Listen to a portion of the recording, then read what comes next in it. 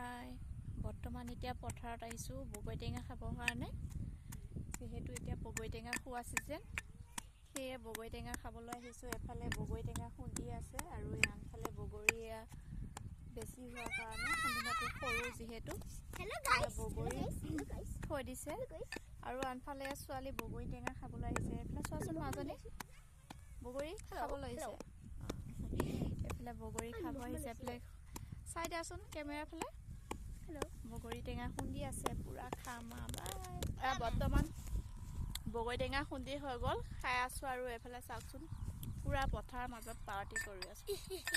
সেয়া দেহু হাঁহি দিয়া আকৌ বা বগৰী টেঙা খাই পুৰা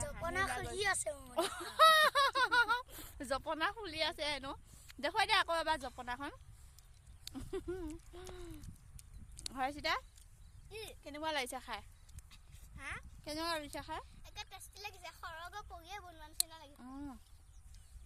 বঢ়িয়া লাগিছে খাই খাই আছোঁ পুৰা